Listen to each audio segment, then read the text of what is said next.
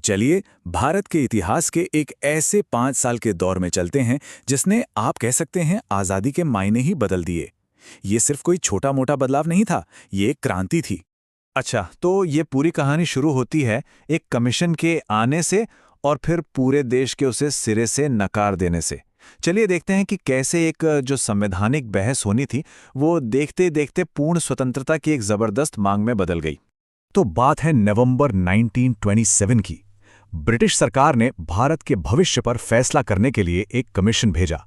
मतलब मकसद तो ये था कि भारत में संवैधानिक सुधारों का अगला चैप्टर लिखा जाए, लेकिन कहानी में एक बहुत बड़ा ट्विस्ट था। और वो ट्विस्ट ये था कि इस कमीशन में 7 सदस्य थे और सातों के सातों अंग्रेज थे। एक भी भारतीय नहीं। बस फिर क्या था, इस फैसले ने तो जैसे पूरे देश में गुस्से की आग लगा दी और हर तरफ बस एक ही नारा गूंज रहा था, साइमन गो बैक। देखिए, ये सिर्फ कोई राजनीतिक मुद्दा नहीं था, ये सरासर एक अपमान था। सोचिए, भारत के भविष्य का फैसला हो रहा है और भारतीयों से ही सलाह नहीं ली जा रही। यही वजह थी कि कांग्रेस से लेकर मुस्लिम लीग के गुटों तक सबने एक साथ मिलकर इसका बायकॉट किया। और विडंबना तो देखिए, कमीशन को यह तय करना था कि भारतीय सेल्फ गवर्नेंस यानी स्वशासन के लिए तैयार हैं भी या नहीं, लेकिन उन्हें इस पूरी प्रक्रिया में शामिल होने के लायक भी नहीं समझा गया। मतलब अपने ही भविष्य के फैसले में उनकी कोई आवाज नहीं थी। अच्छा, जब भारतीयों ने इसका विरोध किया तो उस वक्त के secretary of state for India lord Birkenhead ने एक चुनौती दे डाली। उन्होंने कहा, अगर आप लोग इतने ही काबिल हैं तो एक ऐसा संविधान बनाकर दिखाइए जिस पर आपकी सारी पार्टियां राजी हों। असल में उन्हें पूरा यकीन था कि भारतीय ऐसा कभी नहीं कर पाएंगे, लेकिन भारतीय नेताओं ने इस चैलेंज को कबूल किया। एक ऑल पार्टीज कॉन्फ्रेंस बुलाई गई और मोतीलाल नेहरू की लीडरशिप में एक कमेटी बनाई गई। और इस कमेटी का सिर्फ एक काम था, भारत का अपना खुद का संविधान तैयार करना। तो इस कमेटी ने जो रिपोर्ट तैयार की उसे ही नेहरू रिपोर्ट के नाम से जाना जाता है। और ये सिर्फ एक दस्तावेज नहीं था, ये आज़ाद भारत का एक पूरा ब्लूप्रिंट था, जिसमें एक पार्लियामेंट्री सिस्टम, सबको वोट देने का अधिकार और महिलाओं के लिए बराबरी जैसे कई मौलिक अधिकार शामिल थे। लेकिन जिस बात का डर था वही हुआ। लॉर्ड बर्किनहेड की बात कहीं ना कहीं सच साबित हो रही थी। एकता बनाना बहुत मुश्किल था। मोहम्मद अली जिन्ना ने मुस्लिम पॉलिटिकल राइट्स को सुरक्षित करने के लिए कुछ बदलाव सुझाए, लेकिन उन्हें रिजेक्ट कर दिया गया। और बस यहीं से एकता की कोशिशों को एक बड़ा झटका लगा और पार्टियों के बीच की दरार और भी गहरी हो गई। तो एक तरफ संविधान को लेकर बात आगे नहीं बढ़ पा रही थी और दूसरी तरफ कांग्रेस के अंदर ही एक नया, ज्यादा रैडिकल ग्रुप उभर रहा था। जवाहरलाल नेहरू और सुभाष चंद्र बोस जैसे युवा नेता अब और इंतजार के मूड में बिल्कुल नहीं थे।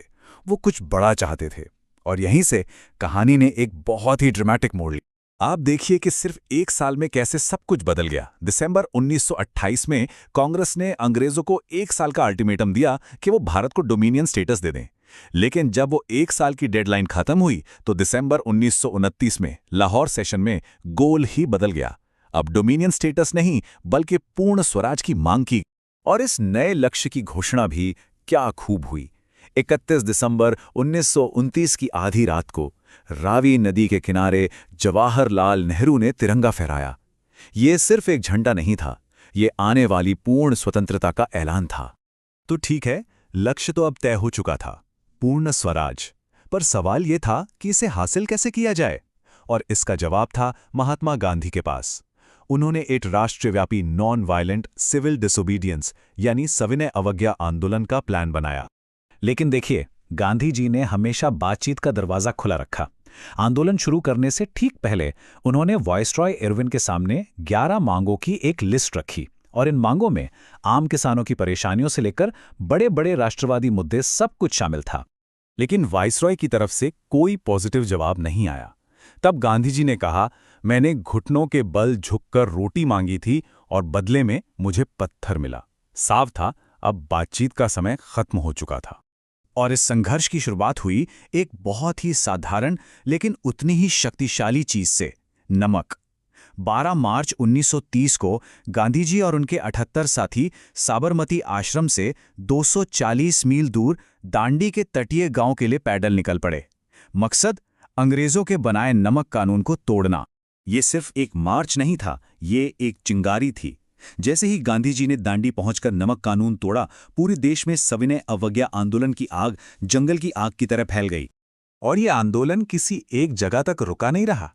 तमिलनाडु में सी राजगोपालाचारी ने नमक मार्च को लीड किया, तो पेशावर में खान अब्दुल गफ्फार खान के फॉलोअर्स ने प्रदर्शन किए। बंगाल और दूसरे प्रांतों में लोगों ने टैक्स देना बंद कर दिया, जंगल के कानून तोड़े। मतलब पूरा देश एक साथ उठ खड़ा हुआ था। अब ब्रिटिश सरकार ने भी इसका जवाब जबरदस्त दमन से दिया। प्रेस पर सेंसरशिप लगा दी और गांधी जी समेत 60,000 से ज्यादा लोगों को गिरफ्तार कर लिया गया। लेकिन इतनी सख्ती के बाद भी आंदोलन नहीं रुका। आखिरकार सरकार को बातचीत की टेबल पर आना ही पड़ा। और इसी के बाद हुआ गांधी-इरविन पैक्ट। ये एक तरह का समझौता था। सरकार उन पॉलिटिकल प्रिजनर्स को रिहा करने पर मान गई जिन पर हिंसा का आरोप नहीं था, और बदले में कांग्रेस ने आंदोलन को सस्पेंड कर दिया और लंदन में होने वाली सेकेंड राउंड टेबल कॉन्फ्रेंस में शामिल होने के लिए तैयार हो गई। लेकिन लंदन में जो बातचीत हुई वो फेल हो गई। माइनॉरिटीज के लिए सेपरेट इलेक्टोरेट्स यानी अलग निर्वाचक मंडल के मुद्दे पर बात अटक गई। कोई समझौता नहीं हो पाया और गांधी जी को भारत वापस लौटना पड़ा। और यहां आकर उन्होंने फिर से आंदोलन शुरू कर दिया। तो आखिर में हम क्या देखते हैं? हाँ, आज़ादी मिलने में अभी कई साल थे, लेकिन 1927 से 1932 के बीच के इन 5 सालों ने भारत की आज़ादी की लड़ाई की मंजिल को हमेशा हमेशा के लिए बदल दिया था। अब लक्ष्य सिर्फ डोमिनियन स्टेटस नहीं था, अब एक ही लक्ष्य था, एक ही सपना था, और वो था पूर्ण स्वराज, यानी पूरी और मुकम्मल आज़ादी। और अब इस मंजिल से पीछे हटने का तो सवाल ही पैदा नहीं होता था।